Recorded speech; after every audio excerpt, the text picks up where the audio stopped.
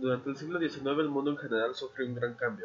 La revolución industrial modificó drásticamente la vida en los países más poderosos del mundo, y junto con ella, grandiosos inventos que revolucionaron la vida moderna aparecieron, teniendo un gran impacto hasta nuestros días.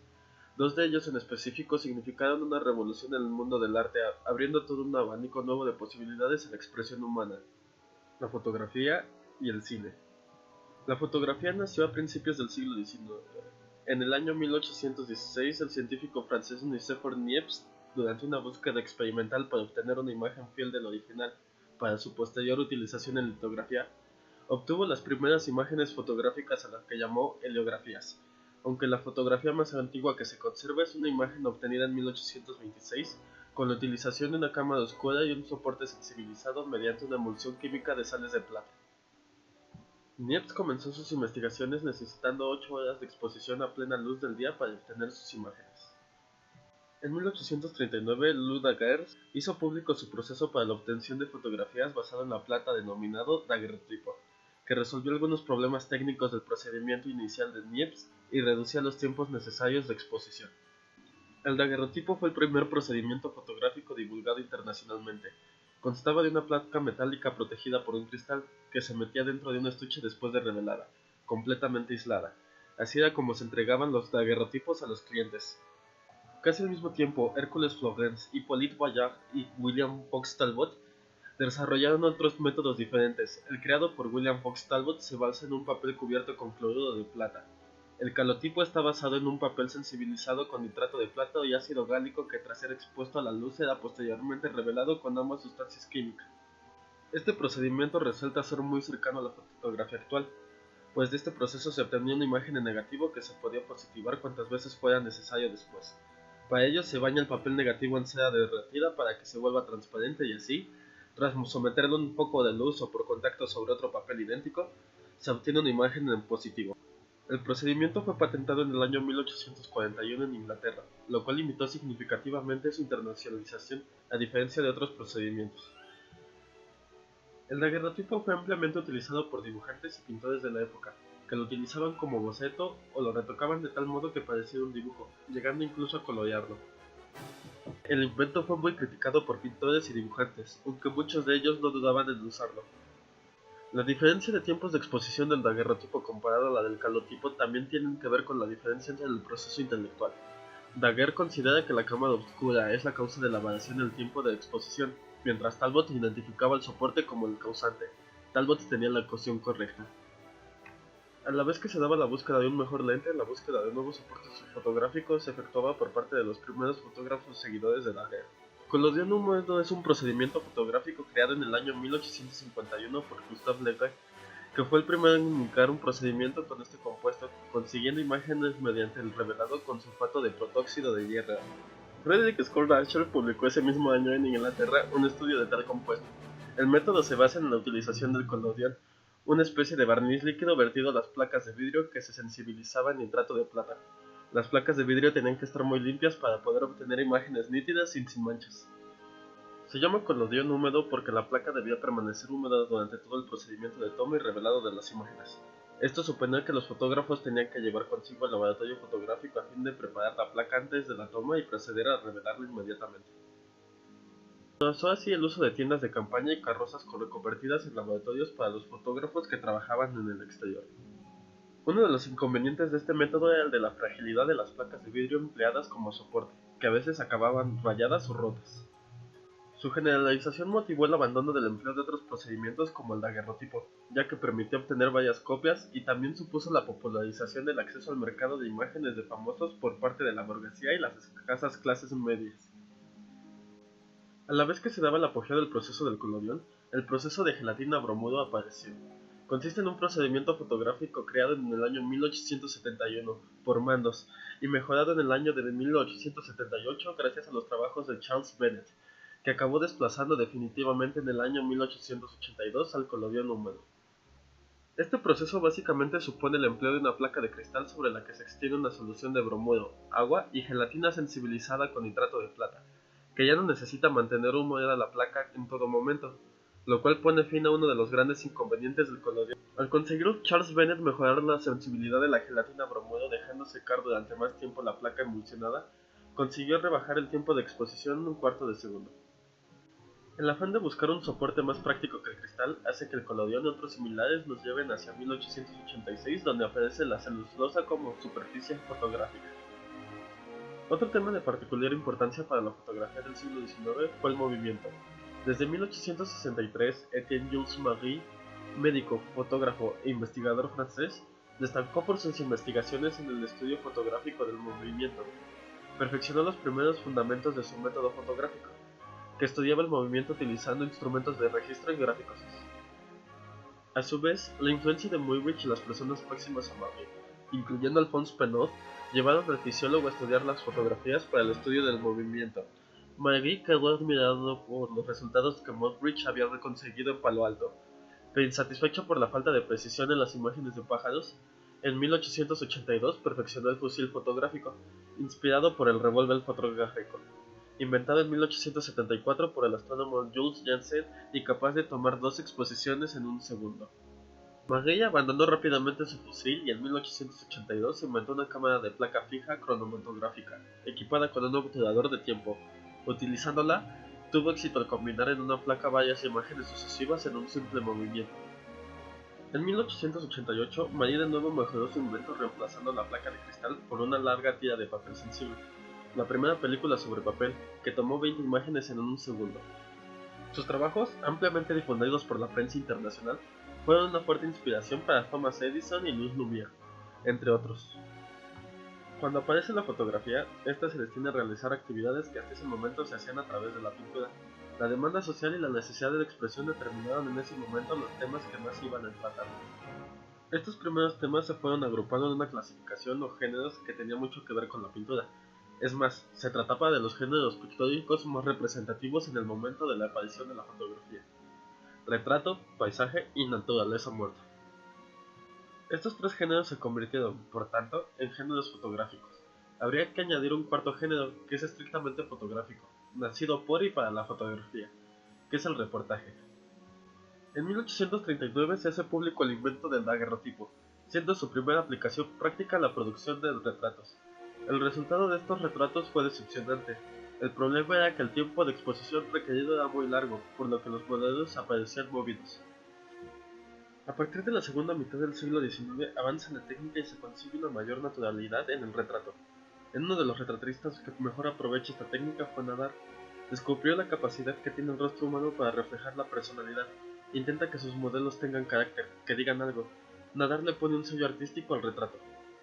La investigación más interesante que realizó Nadar fueron las relacionadas con la luz artificial en las tomas fotográficas. Así, consiguió retratar como con luz solar para sin depender de la climatología. Tenía su propia fuente de luz dentro del estudio, un estudio ya moderno. Meses después de que la fotografía se presentase públicamente, un óptico llamado Noël-Marie Peymaud envió un equipo de fotógrafos por todo el mundo a fin de captar imágenes con destino a su comercialización posterior en la colección Excursiones Daguerrianas. Estos fotógrafos viajeros recorrieron las Américas, África y Oriente, cargando sus pesados equipos y realizando numerosas placas, muchas veces en condiciones extremas, las cuales finalmente serán enviadas a los talleres de París.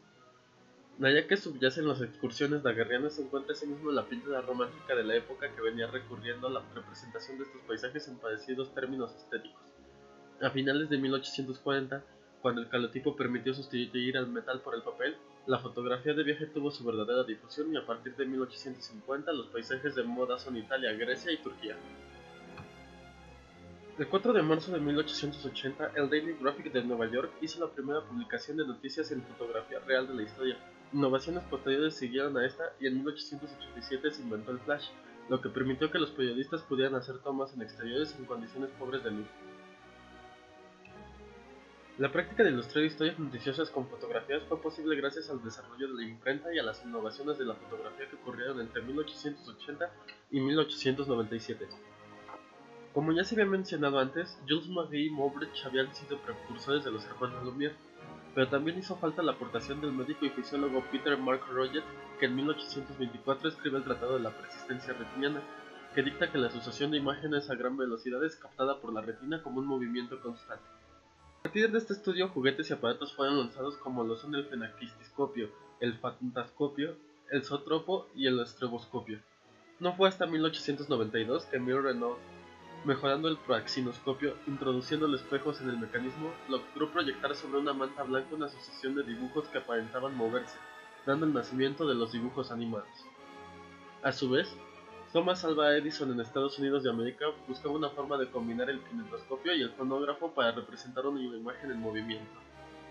Fue hasta el 13 de febrero de 1895 que los hermanos Lumière patentaron el cinematógrafo, una máquina que captaba imágenes secuenciales en una tira de celulosa que se arrastraba gracias a una serie de perforaciones, impulsado por una manivela que proyectaba 16 cuadros por segundo. Este invento servía tanto para captar las imágenes como para reproducirlas y proyectarlas. Así los hermanos Lumière comenzaron con su exploración de películas sin tema, solo representaban miméticamente un momento de la realidad, como la salida de obreros de una fábrica o la llegada de un tren. Por su parte, Thomas Alva Edison había inventado el kinescopio que utilizaba la misma base teórica del cinematógrafo, pero este valiéndose de dos visores para poder apreciar el movimiento. Él fue el que introdujo el soporte de celuloide de 35 mm con perforaciones para su arrastre de 46 cuadros por segundo. Lo patenta para 1891 y para 1893 manda construir el teatro kinetoscópico en su jardín, que contaba de una caja pintada por dentro y fuera de negro, esto para enfatizar la imagen a retratar. La Black Maria, como fue nombrada, fue el precursor de los estudios cinematográficos en América. Debido a la particularidad del cinematógrafo de volver las películas públicas, el invento se popularizó después de las proyecciones realizadas en el Grand Café, principalmente por la innovación que significaba y no por la trama de las películas que solo servían para reflejar cotidianidad de la época. A la par de los dos inventos anteriores, el biógrafo y el litógrafo se mejoraron tomando como un punto de referencia el cinematógrafo, que había llegado a América por medio de una gira que los propios hermanos Lumière habían organizado con ayuda de Meswich, pero que pronto debió partir hacia Canadá. La Biograph Co., fundada por Dixon y Eugene Lustre en 1987, así como la compañía Litograph, fundada en 1898 por James Stuart Blackstone, introducen a la cinematografía la propaganda política. Por su parte, Edison introduce el romance a la cinematografía con el beso puritano que filmó de la obra The Widow Jones, mismo el beso al que procederían besos no tan puritanos, introduciendo el género erótico a la cinematografía. Por otra parte, los temas religiosos son introducidos a la cinematografía con el primer refrito de la Pasión de Cristo. Las características del invento de los hermanos Lumière la dotaron del adjetivo arte de masas, por lo que las proyecciones cinematográficas se volvieron un atractivo en las ferias ambulantes y salones de poco prestigio, mismo hecho que se remarcó después del incendio del Bazar de la Caridad en 1897, debido a que el controlador del cinematógrafo no lo sabía usar, dejando varios muertos y una prohibición al uso de cinematógrafos que duró un año en levantarse. Debido a la falta de imaginación de los hermanos Lumière, el cine empezó a tener una crisis, pues las películas eran aburridas. Para esto el mago ilusionista Georges Méliès encontró en el cinematógrafo un nuevo recurso, comenzando a explorar la fantasía dentro de la cinematografía. Méliès fue el precursor de los efectos especiales, quien combinó los trucajes fotográficos con las narrativas teatrales dando una nueva dimensión al cine. Mientras tanto en Inglaterra, William Pearce y William Paul hacían películas y fundaban que inconscientemente la escuela de Brighton, a la que perteneció George Albert Smith, quien introdujo el uso de los primeros planos como recurso discursivo en el cine. Su compatriota, James Williamson, introdujo en su película Attack on the Chinese Mission Station los principios de la narrativa visual por cortes simultáneos, y posteriormente utilizó el recurso de persecución por medio de movimientos de cámara en Stop Tief en 1901. Charles Pathé había fundado Pathé Wax, compañía dedicada a la producción de fonógrafos, pero evolucionó a la primera compañía industrial de cine, contratando guionistas y realizadores, entre ellos Seca. Seca siguió los pasos de Méliès, pero esta vez volvía a la fantasía posible. Sus trucajes eran más creíbles y sus tramas más complejas. Comenzó a hacer películas extremadamente largas para su época, siendo un refrito más de la Pasión de Cristo, e introdujo el drama cinematográfico, que tocaba temas de interés para las personas de la época. Por su parte, Léon Gaumont fundó la Compagnie Générale de Photographie y nombró a Alice Goy la principal escritora de la compañía, fundando así la productora cinematográfica más grande del mundo y posicionando a Francia como un imperio cinematográfico. Del otro lado del charco, Thomas Alva Edison comenzó una cacería de brujas al tomar acciones legales por robo de patente contra el resto de las compañías cinematográficas del país, hasta que fundó la Motion Picture Expansion Company en 1908, creando su propio monopolio de cine en América, esto valiéndose del recurso del plagio a los creadores visuales europeos. A principios del siglo XX, Edwin Porter filmó The Great Train Robbery en 1903. Introdujo el género de acción en el cine con la primera película western de la historia, valiéndose de los recursos visuales de Méliès, los ingleses y Secca. Para 1908, la Vitagraph comienza su serie Sense of True Life, que plantea los principios estéticos del cine a la par que se desarrollan los Nickelodeons, que eran los precursores de las salas de cine.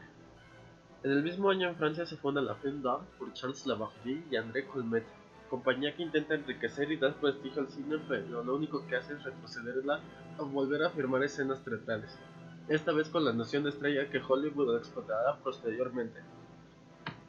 El cine encontrará su carácter de arte hasta el 17 de noviembre de 1908, con el estreno de L'assassinat de Duc de Guise, comenzando aquí la división de dos escuelas cinematográficas, el cine del arte y el comercial.